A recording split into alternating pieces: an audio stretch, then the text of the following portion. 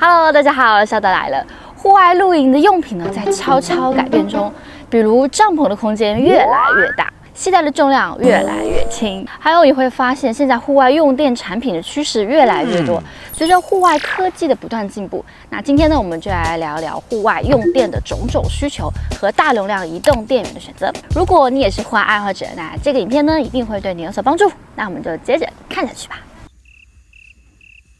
我们一起来讲一讲啊 ，LED 露营灯，你总要带个好几个去吧。手机要充电吧，然后大家一起拍拍照，相机也要充电吧。那像我这种做户外视频内容创作的，那这个需求就更大了。如果出去好几天的话，我可能还需要用笔电在户外剪辑。然后现在还有很多露营装备也是要用电，比如说电烤盘、投影机，可以晚上看个电影浪漫一下；电煮锅、移动冰箱、户外空调，冬天还有个电热毯。取暖器都是太要用电了，这么多的用电需求，那看来户外移动电源还真的是要好好考虑一下了。那要如何选择呢？如果你只是充手机，那么一个5000到1万毫安的小型移动电源就足够了。当然，如果你还需要用到烹煮或者是使用大功率的电器，那么势必是要更换一个大容量的移动电源啦，比如32毫安1度电的户外电源。大功率电器需要更高的输出才能正常运作，因此在选择移动电源时，它的输出功率一定要满足你的需求。有些户外电源还具备一些附加功能，例如太阳能充电、双向快充等等，可以根据自己的需求选择相应功能的户外电源。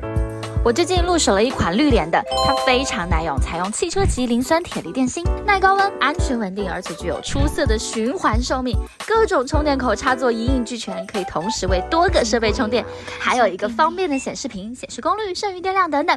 最重要的是它支援闪充技术，只需要1.5小时就可以把自己充满电了，并且拥有高达1200瓦的额定功率、2500瓦的升维驱动，足以应对各种大功率电器的需求。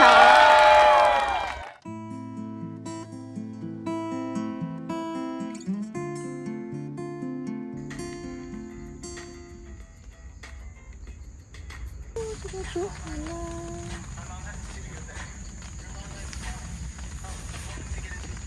哇塞！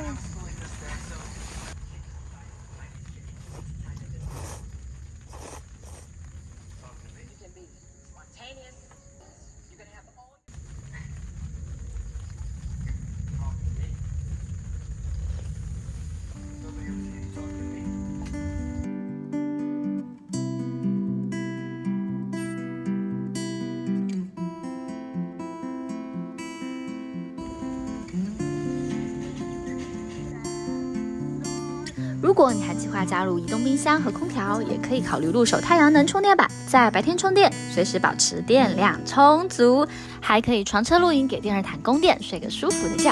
当然，这个户外电源也是可以在家里应急停电使用啦，不会让设备除了露营以外就失去用途。